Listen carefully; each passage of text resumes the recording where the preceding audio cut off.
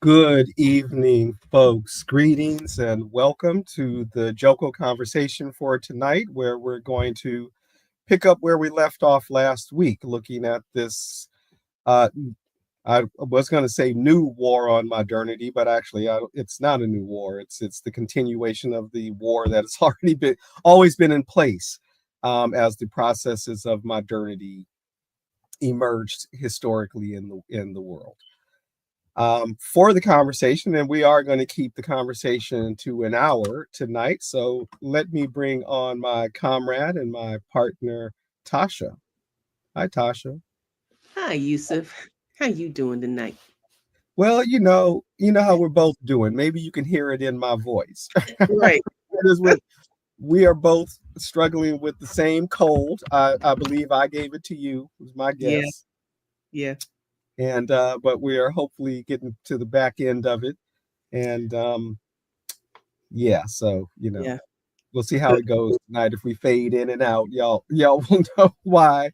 Or if we go into coughing spells, you Coughing all fit. know why. Yeah. Exactly. So, What's which going on? reminds me, let me drink a little bit of my tea. hmm And let So, me yes, go ahead. say hello and do our invocation of the ancestors, those elevated ancestors in our lineage who, did all that they needed to do to move forward and thrive. Excuse me, certainly under the conditions of oppression by Europe, um, and of course our memory and that guidance reaches to before this period. We are millennia old people of millennia old cultural memory and don't organize ourselves around the catastrophe of European world domination, though we don't minimize the task before us in neutralizing that. But that's right, part of our understanding and our reclamation of our power and sense of self and agency in the world. Um, we uplift those ancestors who have shown us how to thrive, and for those who um, did not shed as much light through our own actions, we expand their light on the other side because they are also in our blood.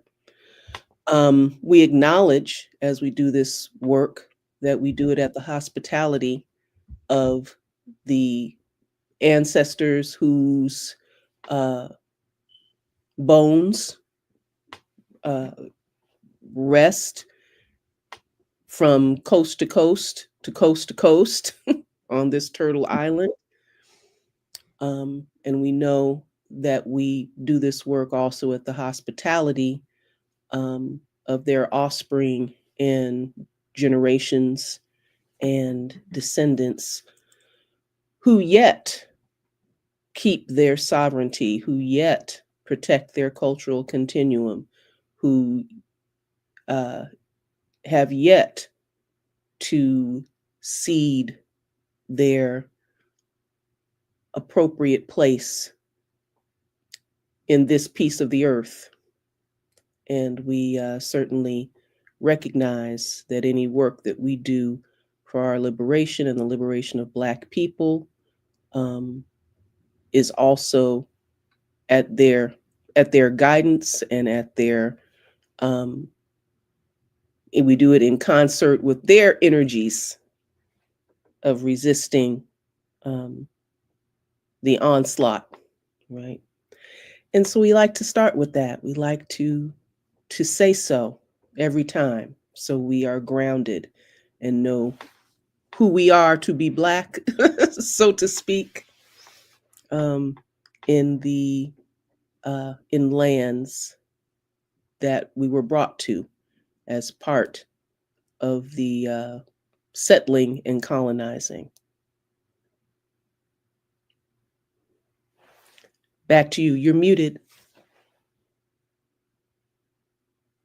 And in many ways, that's what we're talking about tonight, right? Um, it's the period of the settler colony is coterminous with modernity, and perhaps those um, Mm.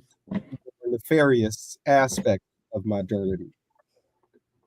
But the subject heading tonight, right on our notifications, is the rights, capital R, and really that's the global right wing, and it manifests in every country and region, uh, has its own characteristics, but nonetheless, right, it's a global um, ideology, a global tendency, and part of that tendency is a pushback, right, an attempt to roll back what we generally think of as modernity and the advances of modernity.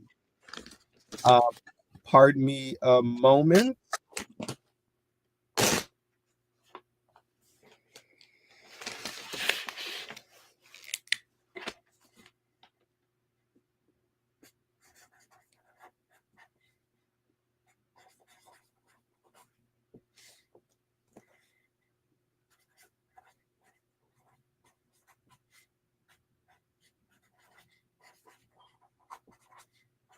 Oh, okay. All I'm right, looking up. folks. There you Sorry. are.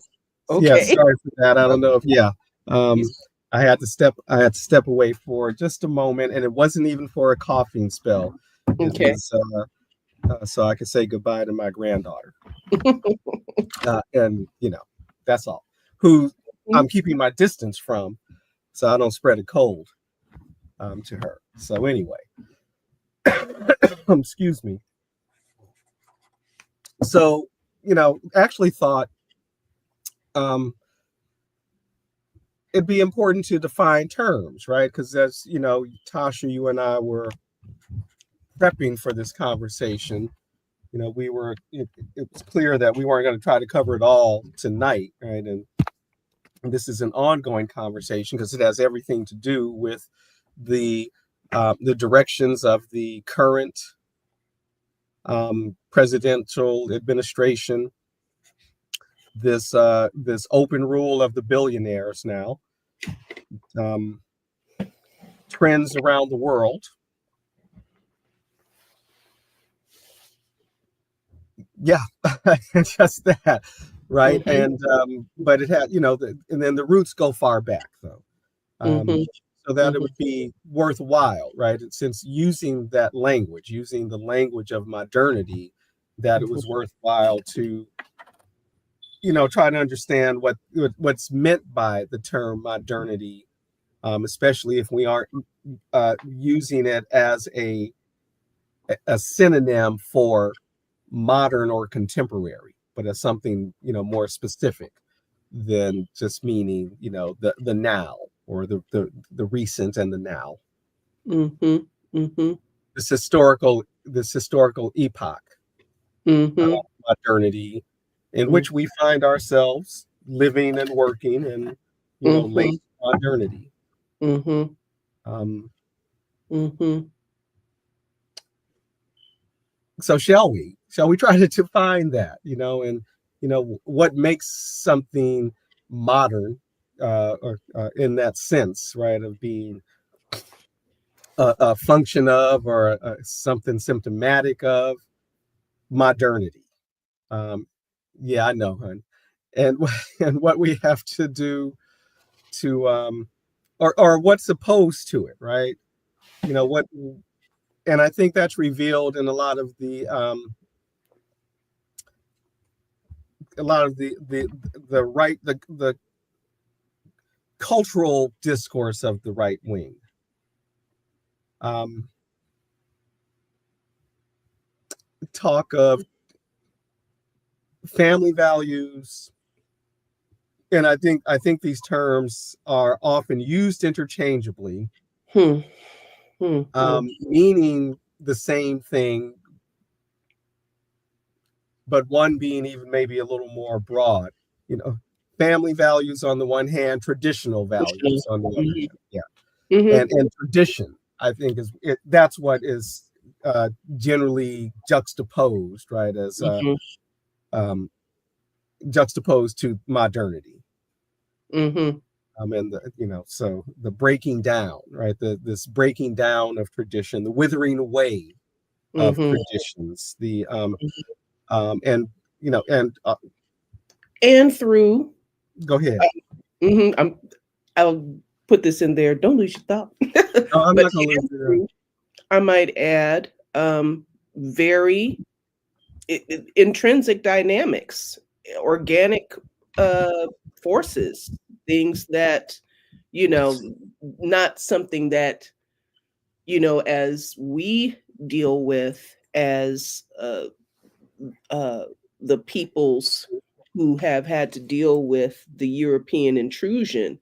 We have this, the forces that emerge to undo these traditions, right, are voices emerging from within the body itself, from the very throat and mouth of Europe, as some would say, as a consequence of, in many ways, as a consequence of interaction with other peoples, um, but not as an enforced, it's not a consequence of conquest, of an imposition of some other set of values.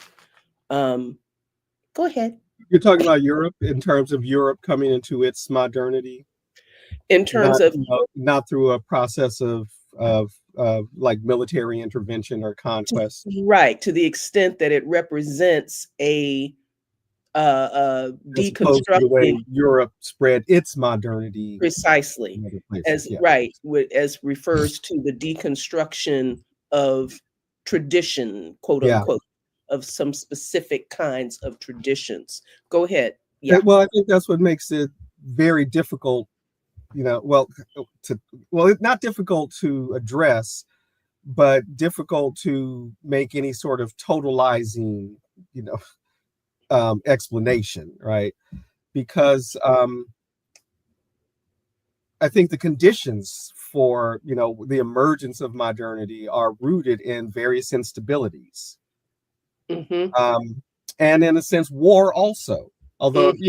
and Mm-hmm. now again thinking about Europe's modernity and particularly Western Northern Europe, Mm-hmm. um, in some ways is a result of war, Mm-hmm. but not of being invaded, but being invaders, right? Mm-hmm. Mm-hmm. Moorish Spain notwithstanding for a moment, right? Because I think it's Mm-hmm. also important, right, in that Mm-hmm. development of the Mm-hmm. sciences, etc. Mm-hmm. But more specifically, the project of the Crusades, Right. Mm-hmm. that then introduces new commodities, new techniques, new Mm-hmm. ideas into Europe, Mm-hmm.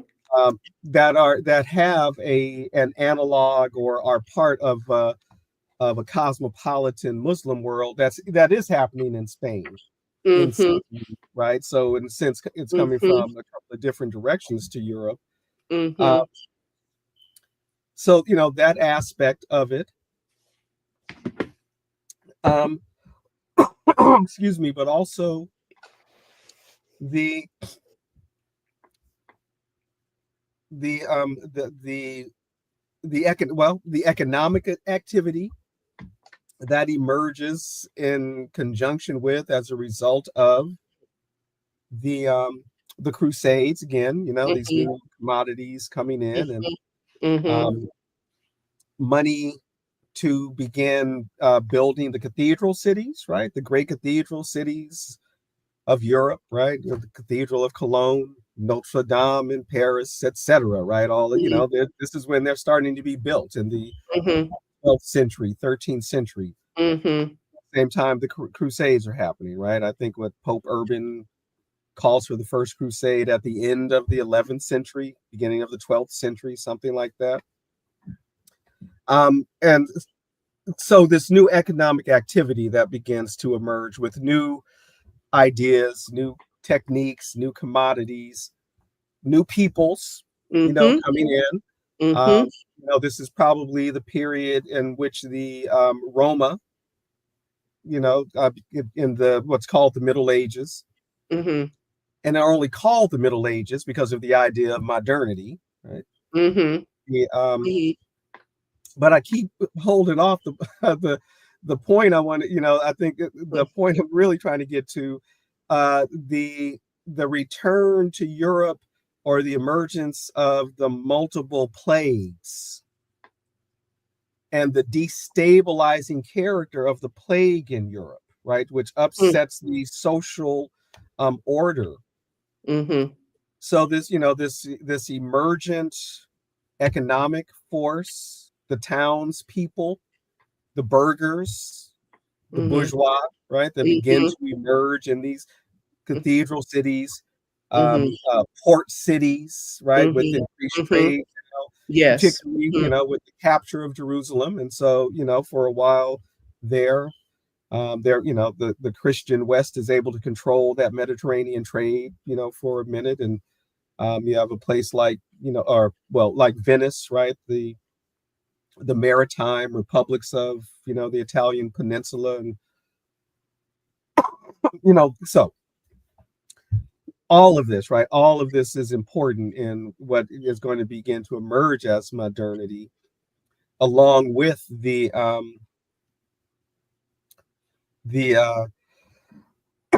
a kind of growing social instability, right? A growing social instability, some rumblings among the serfs, and the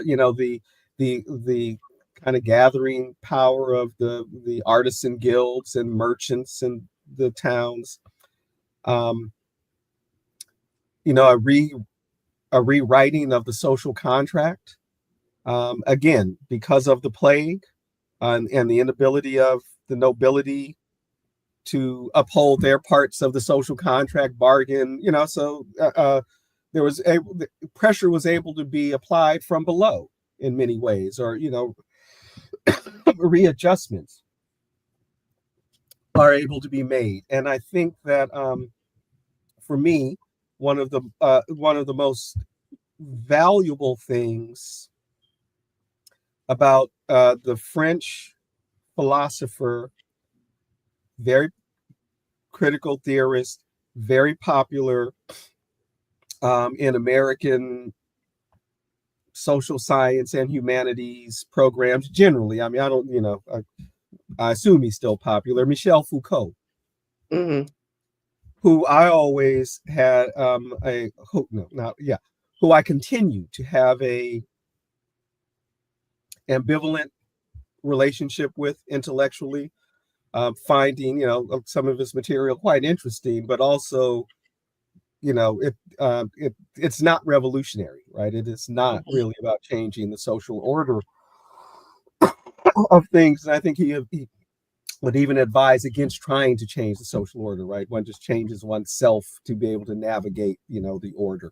But anyway, the Discipline and Punishment, though, book, right? His work, Discipline and Punishment: The Birth of the Prison, or the Birth of the Modern Prison.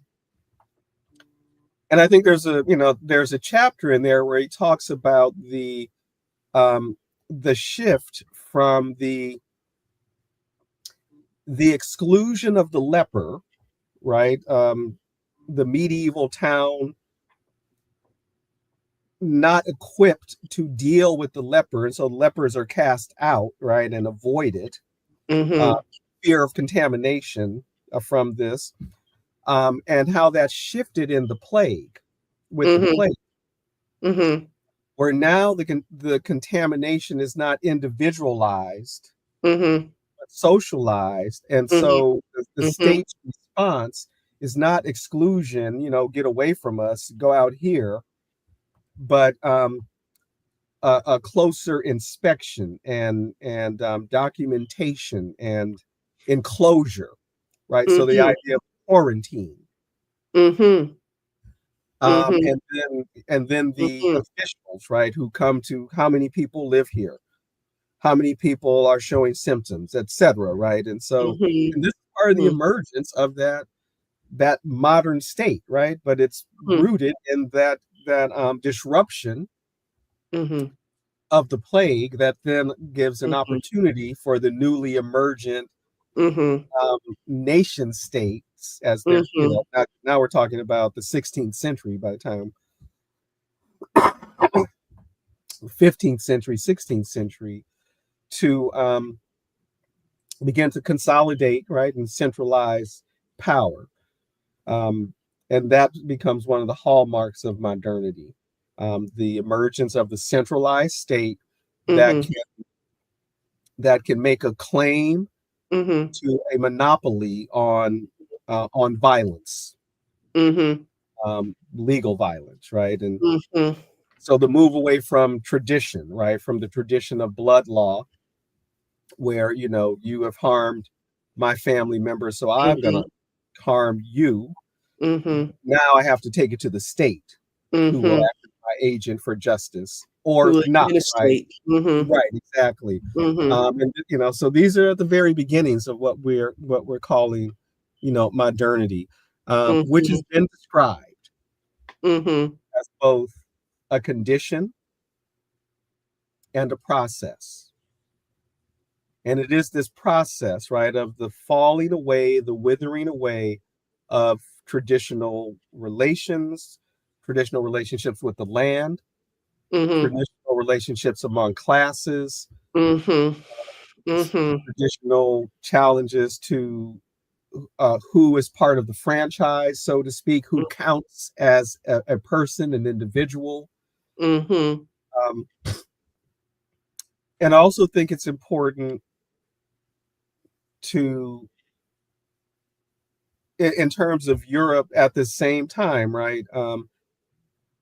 Western Europe moving out into the world, right? Mhm. Columbus et Mhm. al. Mhm. That they're going into places that are also undergoing change, right? That are also in moments of instability. Africa, well, at least my thinking of it, right? Africa was still in a period of a kind of instability coming out of its ancient period. Let me ask you something before you continue and incorporate this next field of ideas.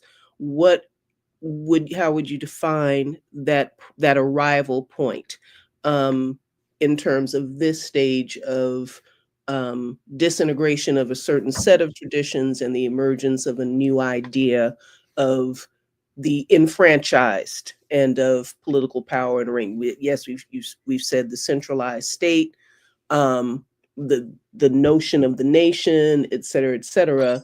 What of this notion of enfranchisement, even if I use that kind of anachronistically, the And notion of which I who probably counts, did let's also say, because I couldn't think of another word, right? okay, the question of who counts But that as a that that's the fundamental, significant, yeah, as a right, power, exactly. who's carrying the power, As who's a person, invested. right? As Yes, someone yes. worthy of respect, and really sort of even in the literal sense of that term, right? Someone worthy of looking at again, right? Worthy of your attention, right?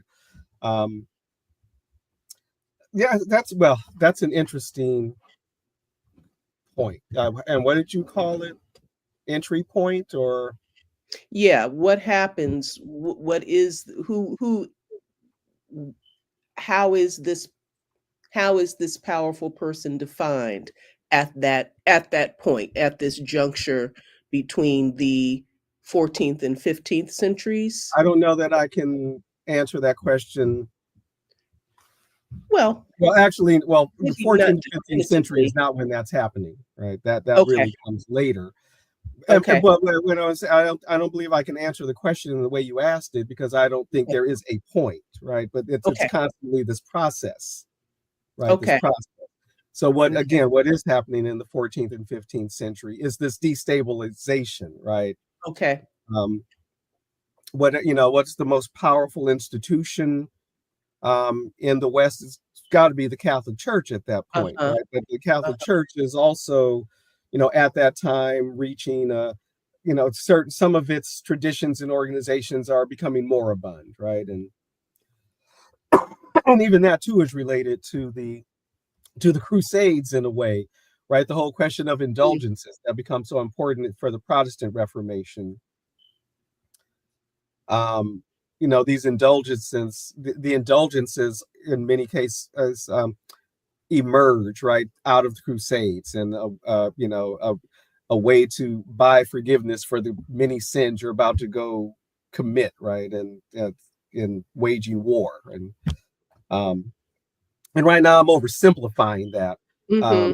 but Mm-hmm. I think it's by the time you get to the 16th century.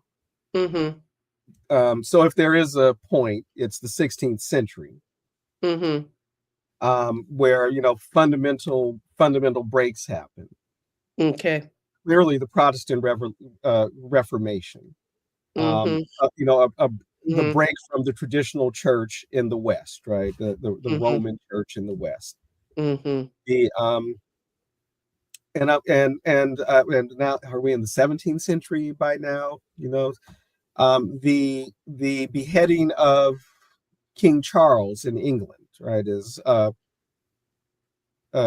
breaking point. The traditionally, right, up to this very day, the monarch is sacrosanct. Mm-hmm. So this is what makes what I Mm-hmm. learned as the Glorious Revolution, right? Mm-hmm. And now I think we are in the 17th century by now, the 1650s. Mm-hmm.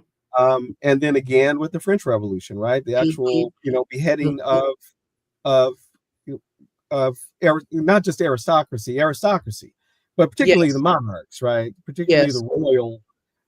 That this is a break, and this is part of that breakdown of tradition. Mm-hmm. A challenge to traditional religious institutions, a challenge to the traditional political institutions. Mm-hmm. The reorganizing of the economy, right? The re-centralizing of political power, right? First in the um, persons of the absolute monarchs, right? The Queen Elizabeth, the Queen Mm-hmm. King Louis, etc., King Mm-hmm. Philip, King Carlos, right, etc. Um, but who have to, Mm-hmm. or I should say, who are chartering, right, Mm-hmm. the mercantile capitalist, right? And so Mm-hmm. all of this, right? So Mm-hmm. all of these things going on, Mm-hmm. the 15th century, late Mm-hmm. 15th century into the 16th, And 17th century. and still with the validation of the church. Yeah, one way or Mm-hmm. another, right? Mm-hmm. Because the Catholic Church responds, and there's the Counter Reformation, which is really the beginning of the modern Catholic Church, Roman Catholic Church, right? Um,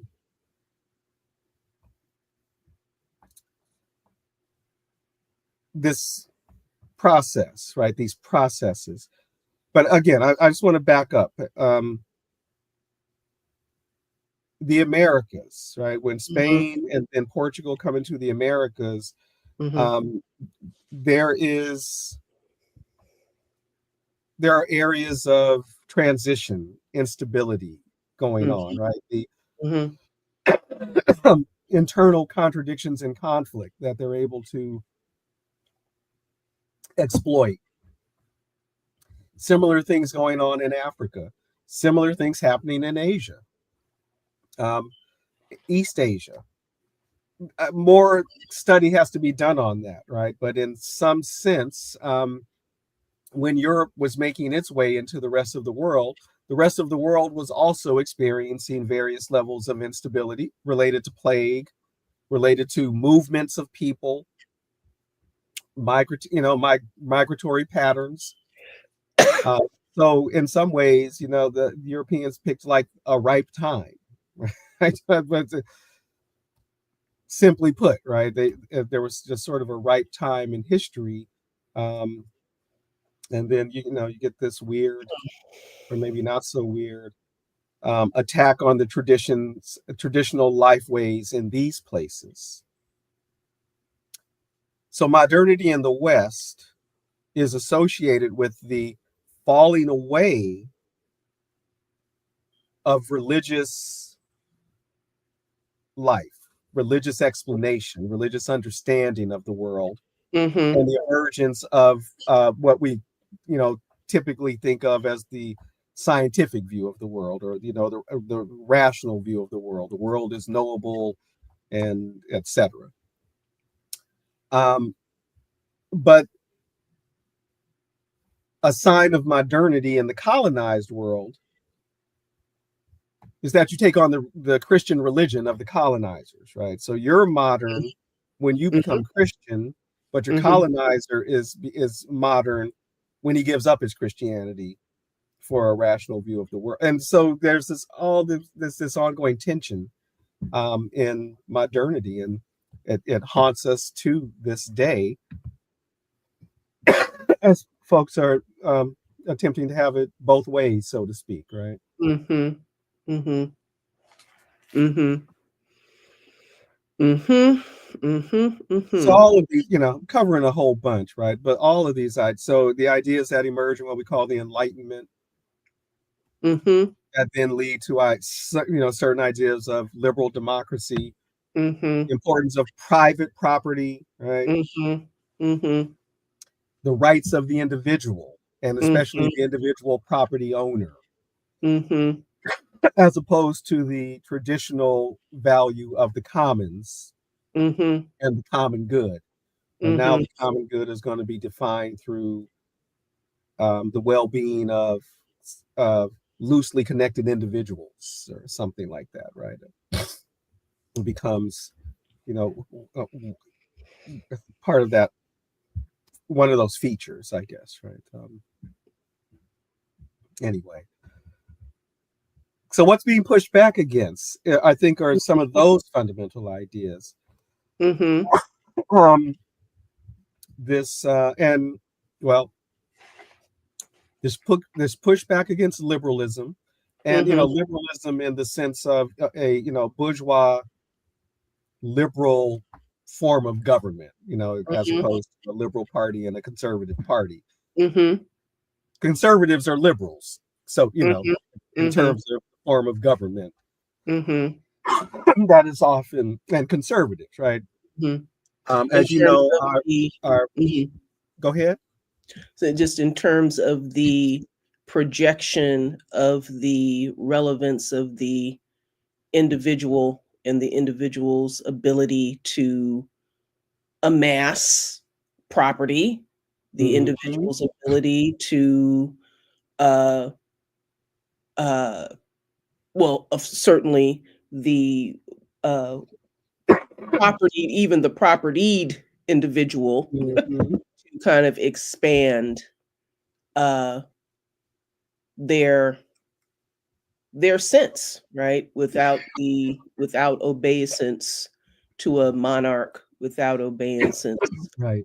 uh, perhaps to on some level, to, I guess, at that transition time, without obeisance to a church, um, the notion of the republic and the democracy and the sharing of power, the expansion of power, in that way, out of the Hmm. hands of the right these Diffusing it individualized from folks. one person.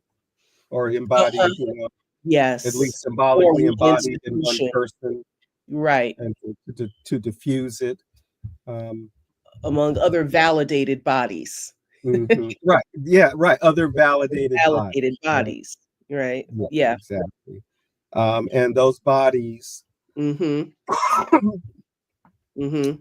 primarily being white, Yes. property, male, Yes. nominally Christian, at least Mm-hmm. Mm-hmm. bodies. Right. Mm-hmm. And aristocratic. Mm-hmm. Well, that's what so Personality. that's the thing I'm not sure of, right? Okay. Because Okay. the aristocrat is a vestige of the ancient regime, right? The old Okay. regime, the merit of the blood as opposed to merit of ability or really merit of wealth or property. Merit of what? You're right. Merit of profit. Mm-hmm. Mm-hmm. Um, but yeah, that. Mm-hmm. But again, so replacing one kind of aristocracy with another in its effect, though, right? Um, In terms of hierarchy, the question of yeah, how to who is the crassy? Who is the yeah, now the crassy? Yeah. yeah. Who's Who's at the top of the um, crassy? Yeah. exactly? Mhm. So that's what's being pushed back against, right? Because I've read a description of the history of the United States, right? And Mhm. this was I think what could be described as a liberal history. Mhm. That the history of the United States is the history of the expansion of the franchise. Mhm. Mhm. Now, that telling of it ignores the role of capital. I mean, essentially, right? It ignores class, basically. Well, or it doesn't take class as seriously as it should, maybe I should say. But this idea of the extension of the franchise from the property to white male workers, to eventually, etc. Mhm. Mhm. In the United States, black Right. men, male workers, and then all women, etc. This Right. idea, right? Right. um, and that can be, something similar in other parts of the West, right? Understanding the French Mhm. Revolution is not just this Mhm. event in Mhm. 1789 or whatever, or from 1789 to Mhm. whatever date, Mhm. but that's something that's ongoing into the 19th century. Mhm. Right. That even the what this is part of the what's happening with the revolutions of 1848 in Europe, which again weren't really revolutionary, but much more Mhm. reformist and Mhm. very much about Mhm.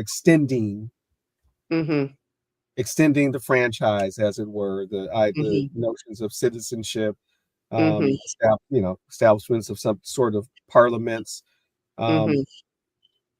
challenging the empires, right, from within, right, the Austro-Hungarian, Prussian empires, things like that. Um, the, these sorts of things, right, emerging out of it. And the organized working class, right, because Mhm.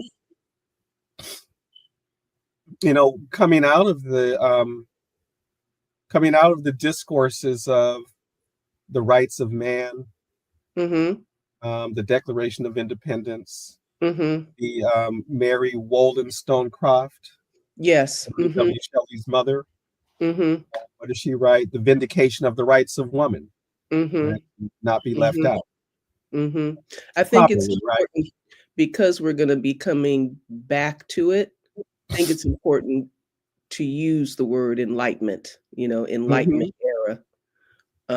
So when we, mm-hmm, it pulls it all together, and takes us mm-hmm. into the 20th century expectations in the 20th century. But go ahead. This darn phone. I'm Well, sorry. Go these ahead. are Enlightenment writers, right? And Mhm. these are Enlightenment documents, Mhm. and yeah, certainly.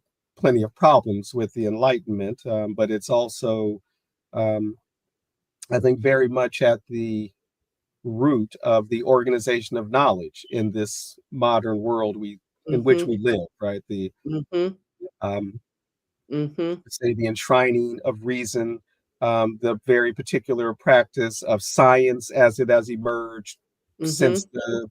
17th century, for sure, maybe Mhm. even but certainly since the 17th century. Mhm. Um, and the enthroning of reason, right? Mhm. But we also know it is Enlightenment thinkers that invented modern notions of race and Right. racialization, right? Right. And new hierarchies, right? And the Mhm. use of science and the use of science to confirm their hierarchies quite unscientifically, and the emergence of the various social sciences too, right? As so really important, both in terms of political ideas about who counts, who's worthwhile, who has a voice that is worth hearing, which is to say, a vote, Mhm. and who doesn't. Mhm. Mhm. Um, and in that spirit, if I can use that phrase, the spirit of that age, Mhm. the other Enlightenment philosopher Hegel, Mhm. the the wretched of the earth at the time, right? The downtrodden, the enslaved, the workers who are being, worked to the bone, uprooted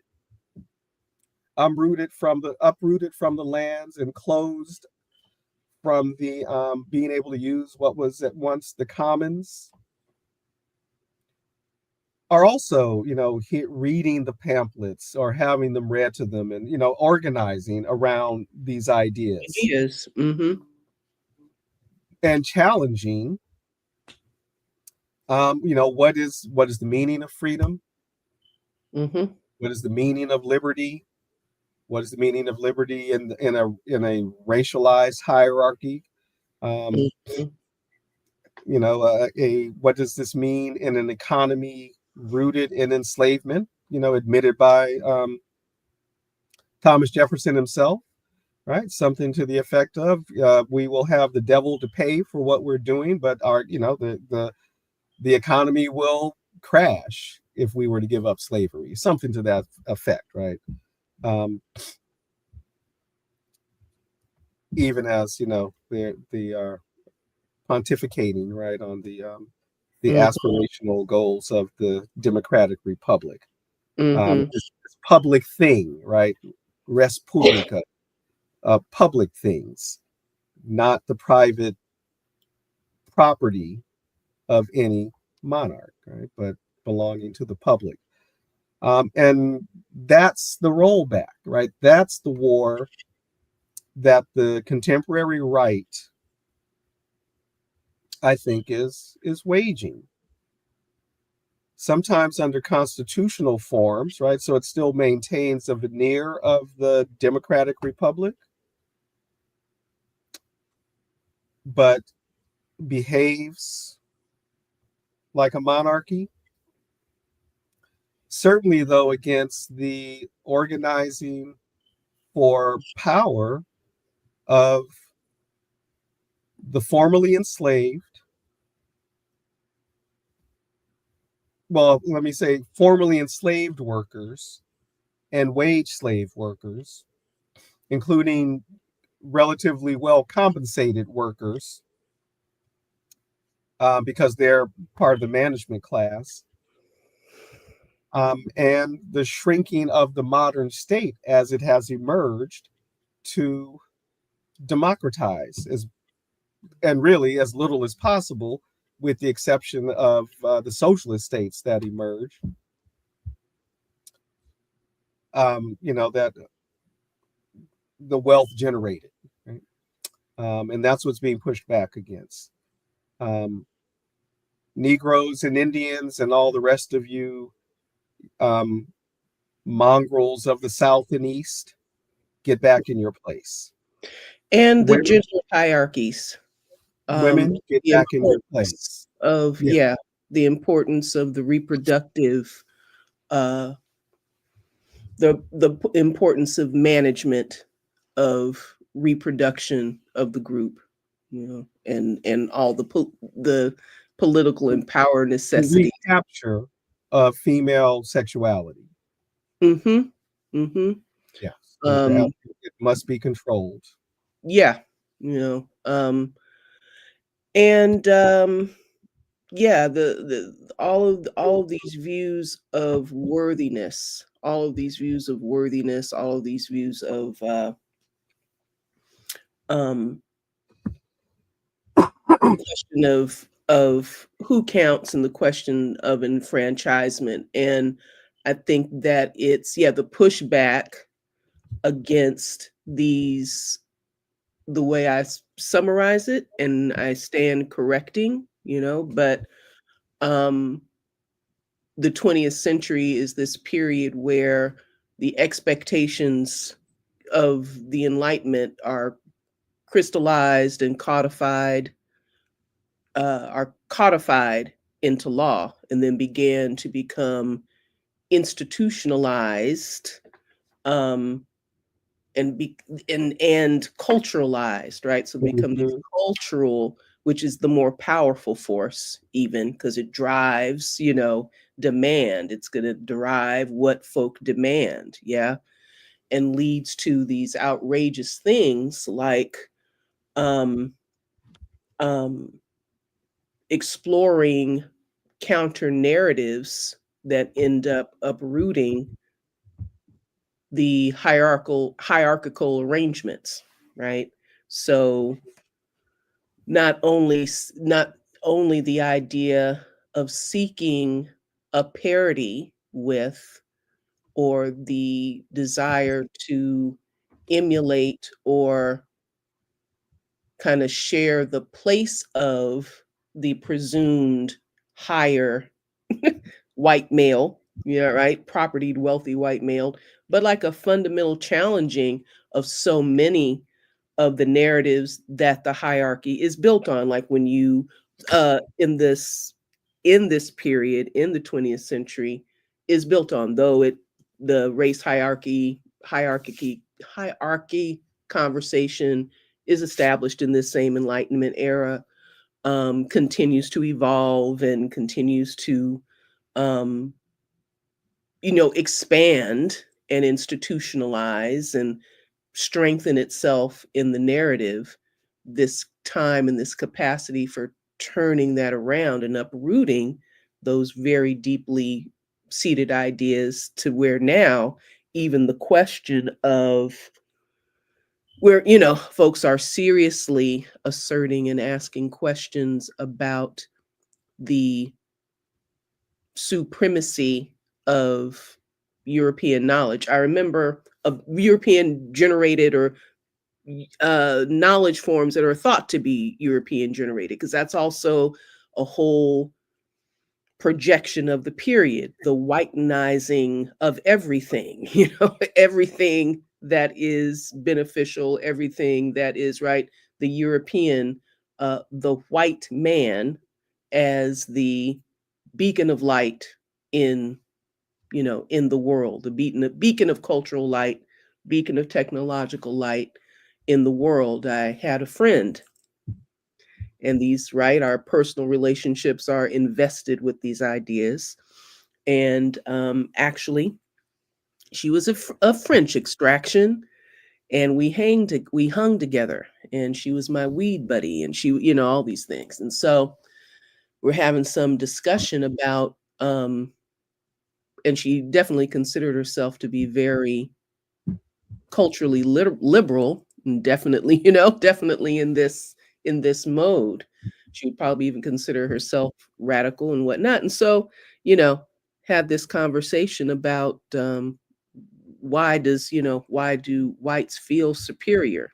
I'm young, I'm 19, And so she said, it's because, kind of with a rebuff and kind of with a, you know, roll of the eyes, well, it's the white man's technology, the white man's superior technology, which has seemed to be a um kind of a brick wall, this kind of notion of the superior knowledge generation and the superior knowledge forms of Europe, which is, we're at the dawn of maybe even the early morning, maybe even the good morning of challenging those norms, those ideas, both in asserting not a unitary source of the generation of technical knowledge in the modern age, but an actual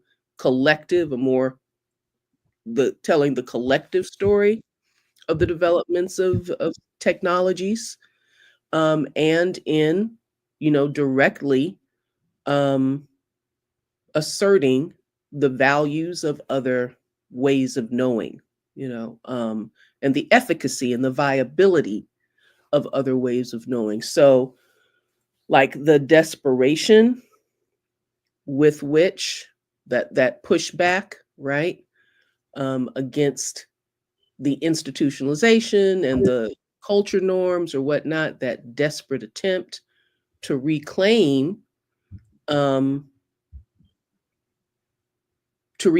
this place, to reclaim place, to how can white supremacy be saved? What is the new form that it can take in order to live, in order to survive? No. Um, and so, right, we're talking about these, or coming into conversation about the advent of this new language of white supremacy and the new goals of what becomes a white supremacy, which is still, right, a white supremacy, um, in these folks that we're looking at, right, with the so-called, what, the technocrats, what have they been called, the Netarati, the uh, believers in the uh, next evolution, the next social evolution, the next social form, political evolution, being the rule of the wealthy technocrat, right? And something that's becoming more um, more and more exposed day by day to, general understanding, right? So, what are the things that are necessary? So, the questions that get opened up is, what are the things that are necessary to make this advent possible? What are the things that need to happen? I don't know. I want to back up though. The Okay. because you mentioned the 20th century, right? And I mean, there's women in the United States get the vote in 1920. Mm-hmm.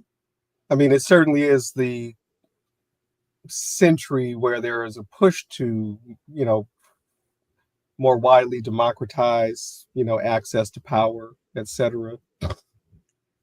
And again, it really takes that the decades of instability and war to create, conditions, and even a major crisis of capitalism, because um, capital is implicated in all of this, right? And the rule of capital. And again, it's the crisis of the Great Depression of the of 1929 and the 30s, that even creates the conditions for the possibilities for the emergence of a welfare state that can alleviate some of the worst conditions for at least certain classes of people in the colonizing, industrialized wealth or West rather, um, and then the weakened state of the Western empires post World War II that it creates conditions for the colonial countries, right, to assert themselves, right, organize and fight for their independence, um, and generally along socialist lines, if not exactly Marxist in any classical sense of Marxism, or along the exact lines of Marxism, Leninism. Um, folks are developing their own versions of that, or adjusting as they see fit. So we end up with a Maoism, for example, or eventually Nkrumahism, tourism. The But I was just thinking about how short lived it was, right? First of all, it's you got to get to the mid 20th century, and the instability created by war, um, to get something, more humane and democratic, and the emergence of the welfare state, right? That really comes out, the Depression and then the post-war period, and very much because of the pressure from the socialist revolution in the former, Russian Empire, um, and those socialist ideas being very, very popular around the world with workers, and so a very pointed and organized and well funded war against those revolutionary forces within the colonial core, and then constantly against the Soviet Union, right? Um, both on, period, right, against the Soviet Union, and then certainly every effort to undermine um, moves toward socialism in the former colonial world, to be able to maintain those capitalist relations, and hence we end up with in the post-colonial moment something that I don't, can we even call it post-colonial, because so many of the relations are neo-colonial, and the and capital is still, the what is very much running the world. Um, this is stuff we'll have to pick up because we're coming up on our hour. The And so so these old high, and particularly racialized, genderized, um, yeah, racialized and genderized hierarchies, or gendered hierarchies, they were only very recently challenged, right? 1960s, our lifetime, 1970s, right? Even up until the 1980s in some cases, where folks could feel free, so to speak. Um, and were immediately met with backlash, undermining, that what's different, and what's different about the new expressions, the contemporary expressions of or assertions of white supremacy and white male supremacy, in particular. What's different from, what makes us different from the values of the John Birch Society, right, from the 1950s or whatever. Just, if anything, dressed up in new clothes, that's about it, right? Because that is what they're wanting to get back to that, and I think, the responses after the election showed that. Um, these very, in many ways, simplistic, but and simplistic because they're easy to accomplish, but very destructive. right? The excuse me, the turning back, the dismantling of various diversity, equity, and inclusion programs. This, the the rollback of Roe v. Wade and sending it back to the states, and Mhm. now the open efforts to Mhm. de-brown the United States through Mhm. the Mhm. deportations, right? And they're just getting Mhm. started. It's very old. It's very much an old playbook. It's not the Mhm. first time. Mhm. Was Eisenhower, had a Mhm. deportation program. I mean, it's happened before. Mhm. I think what's new though is the level of technology, the Mhm. level of surveillance. Uh, Mhm. there are things to consider. What they're having to say about it. I mean, there's nothing really new in their rhetoric other than Mhm. what techno babble can be added to it, right? But these same assertions, just the sort of the taking for granted, as you talked about your friend, Mhm. well, clearly our technology, etc. Mhm. And yeah, there is a challenge to the understanding of the developments of technology, the role of the non-European world in um, terms of scientific advancement and invention that Europe then can begin to benefit from. And of course, this is still the case, right? It may come out of some European or Euro American held company, but the people working on it are African or Asian or something like Mhm. still is the Mhm. case, right? And was the case then. Mhm. So a lot of it is exactly what you said. It's discourse, it's rhetorical, and one of the most important inventions of the late 19th century leading into the 20th century has been so critical in spreading that and Mhm. always come back to it. That is Mhm. the Mhm. electronic media, Mhm. radio, Mhm. television, well, Mhm. film, radio, and television, as they have Mhm. emerged. Mhm. That capture of history, so to speak, or that capture of the imagination of who did Nation. what where, Mhm. very Mhm. much function, I think, of capturing the imagination with Mhm. white representation of Yes. everything in history anywhere, right? And Yes. coming out of the most widespread, Mhm. or maybe I should say widely distributed film content, film production, the stuff coming out of Hollywood,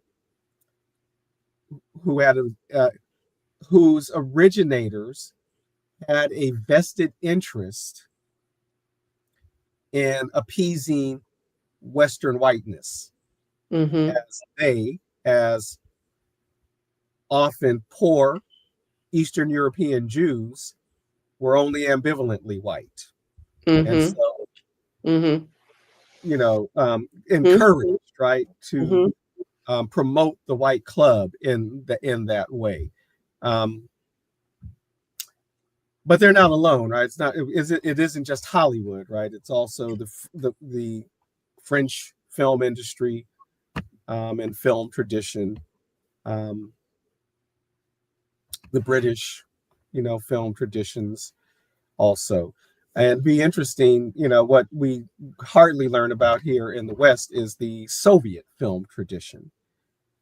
Um, and those countervailing Mhm. narratives, right? Those counter narratives, or those, sometimes I don't like to use the term counter, right? Those other narratives in Mhm. which we are the first term. Um, Mhm. and but that's part of the challenges widely distributing them in a way.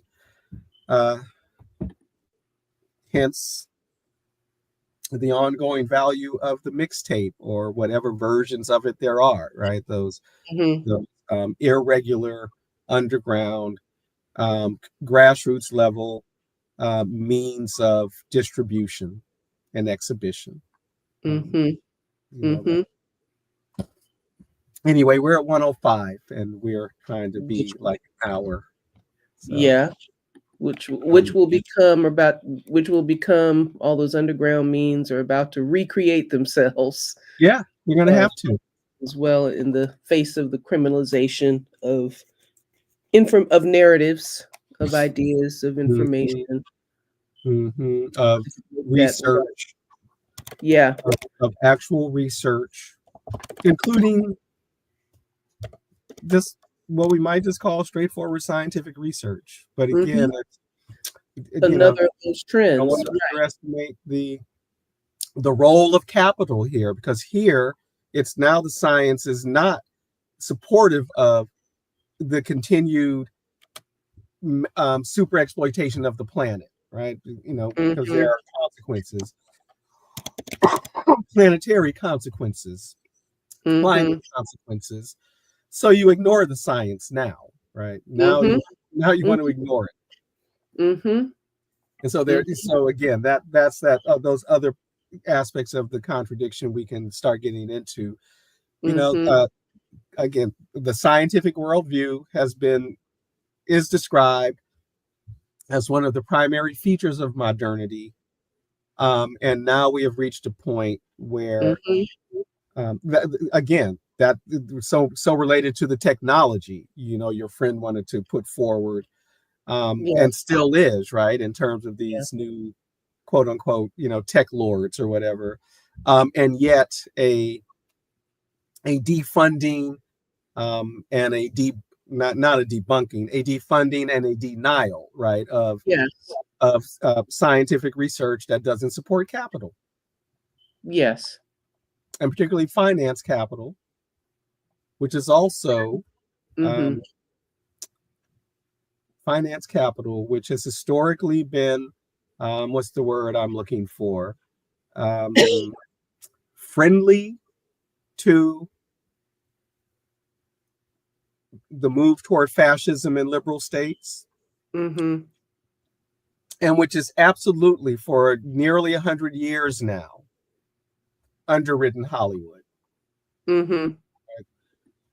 And thus Hollywood is never going to go too far to the left. Indeed, right? We can talk about McCarthyism one of these days and the purging of leftists in the arts and in the unions, etc., which is Hmm. part of that pushback, Hmm. from the new corporate Hmm. aristocrats. Hmm. And the push toward this interesting tension between, or this interesting contradiction between the the leg in the reliance on scientific investigation and the notion of the kind of the ultimate validation through reason and science, and right through the adulation of the technocrats, if you will, and the right Mm-hmm. new Mm-hmm. technology juxtaposed with um the Mm-hmm. anti-scientific, the Mm-hmm. anti-expertise, Mm-hmm. which resolves to, summarizes to a don't believe, don't believe your lying eyes, to simplify it, believe me, right? Believe me, is what it comes down to. A believe this narrative. So Mm-hmm. and you'll definitely get into that, where the dictator, as they're moving swiftly to attempt to establish that through the attack on the media, through the attack on an independent media, independent journalism, etc., and any voice of dissent and criticism, Mm-hmm. right? Um, so that it becomes uh, this unitary source is the only Yeah. valid source, you know, and will serve to confirm your bias, Yeah. you know. We live under a dictatorship of the bourgeoisie, uh, the dictatorship of capital. Yeah, and they're trying to now embody that in one person. in A this country. very interesting that you so say.